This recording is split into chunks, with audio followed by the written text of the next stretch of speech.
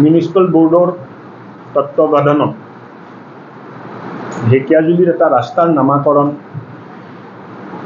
Doctor Syama Prasad মুখাৰ্জীৰ নামত কৰা হৈছিল আৰু এই কাৰ্যক্ৰমত মুখ্য অতিথি হিচাপে উপস্থিত আছিল।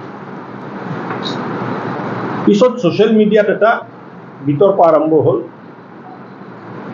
যে 1942 শ্বহীদ ৰতন কছাৰীৰ নাম কৰ্তন কৰি এই ৰাস্তাৰ নাম ডক্টৰ শ্যামাপ্ৰসাদ মুখাৰ্জীৰ নামাকৰণ কৰা হৈছে আৰু ইয়াত ভেষ্টেড ইণ্টাৰেষ্ট সোমাই গ'ল।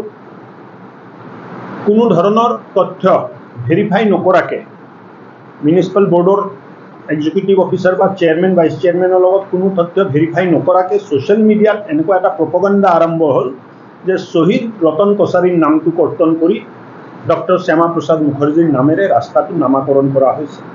এই তথ্যটো সম্পূৰ্ণ ভুল, ভিত্তিহীন আৰু মেলাফাইড ইণ্টেনশ্যনত বহুত মানুহে এই কামটো কৰিলে। তথ্যটো হ'ল 2019 চনত বৰ্তমানৰ মুখ্যমন্ত্ৰী বিত্তমন্ত্ৰী থাকোঁতে 2018 চনত তেখেতে ঠেলামাৰা বাপুজী ভৱনত 20 ছেপ্টেম্বৰ শ্বহীদ দিৱসৰ দিনা আহিছিলে আৰু তেতিয়াই আমি 13টা ৰাস্তা শ্বহীদৰ নামেৰে ঢেকিয়াজুলি সমষ্টিত নিৰ্মাণ কৰা হ'ব এই ঘোষণা কৰিছিলোঁ। আৰু তদুপৰি PWD বিভাগে এই 13খন ৰাস্তা বনাবৰ কাৰণে নিবিদা বিচাৰিছিলে আৰু এই 13খন ৰাস্তাৰ ভিতৰত এখন ৰাস্তা আছিলে ব্লক চাৰিআলিৰ পৰা বাতাচীপুৰ ৰেলৱে ষ্টেচন। মই আকৌ কৈছোঁ ব্লক চাৰিআলিৰ পৰা বাতাচীপুৰ ৰেলৱে ষ্টেচন এটা ৰাস্তা আছিলে আৰু এই ৰাস্তাৰ নামাকৰণ শ্বহীদ ৰতন কছাৰীৰ নামেৰে কৰা হৈছিলে। এই গোটেই ৰেকৰ্ড তথ্য মিউনিচিপাল বোৰ্ডৰ অফিচাৰে এতিয়াই আপোনালোকক যোগান দিব।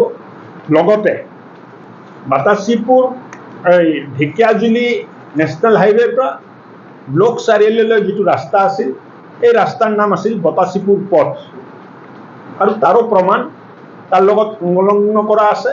হয়তো এই চাইনবোৰ্ড এতিয়াও তাত ক'ৰবাত লগা আছে, এইটো এতিয়াও আছেনে? এতিয়া লাগি আছে, এই তাতে এতিয়াও লাগি আছে, আপোনালোকে চাই ল'ব পাৰে। চ' নামাকৰণ ঢেকিয়াজুলি মিউনিচিপাল বোৰ্ডে যিটো নামাকৰণ ডক্টৰ শ্যামাপ্ৰসাদ মুখাৰ্জীৰ নামেৰে কৰিলে নেশ্যনেল হাইৱে টু ব্লক চাৰিআলি আৰু তাৰ পিছৰ যিখিনি ব্লক চাৰিআলিৰ পৰা বাতাচীপুৰ ৰেলৱে ষ্টেচন দীঘলীয়া যিটো ৰাস্তা এইটো শ্বহীদ ৰতন কছাৰীৰ নামতে থাকিব, আছিল, আছে আৰু থাকিব, কোনো ধৰণৰ পৰিৱৰ্তন কৰা নাই। ভিত্তিহীন কোনো বাতৰি, ভিত্তিহীন কোনো তথ্য ৰাজহুৱাকৈ প্ৰকাশ কৰাৰ পৰা মানুহক মই আঁতৰত থাকিবলৈ অনুৰোধ কৰিছোঁ। কাৰণ এই গোটেই ঘটনাটোৱে ঢেকিয়াজুলি সমষ্টিৰ সম্প্ৰীতি, ঐক্য আৰু যিটো একতা আছিল তাক বিনষ্ট কৰাৰ এটা কলংকিত প্ৰয়াস কিছু মানুহে কৰিছিল।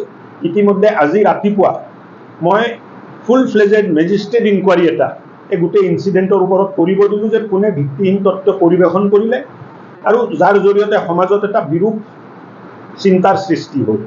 আজি ৰাতিপুৱাৰ ভাগত মই এপছু আৰু বড়ো সাহিত্য সভাৰ প্ৰতিনিধিসকলৰ লগতো এটা ডাঙৰ প্ৰতিনিধি দলৰ লগতো প্ৰায় 1.5 ঘণ্টা আলোচনা কৰিলোঁ। তেখেতসকলেও এই ভুল বাৰ্তাত কষ্টত আছিলে, কিন্তু আচল কথা যেতিয়া গম পালে তেখেতসকলে সন্তুষ্ট হৈ মোৰ তাৰপৰা গ'ল। আৰু আজি মই স্পষ্টতাৰে ক'ব খুজিছোঁ যে এই কথাখিনি ইয়াতে শেষ হ'ব লাগে। ইয়াৰ পিছত যদি কোনোবাই ইয়াক লৈ বিতৰ্ক কৰে মিউনিচিপালিটিয়ে বিহিত ব্যৱস্থা গ্ৰহণ কৰে।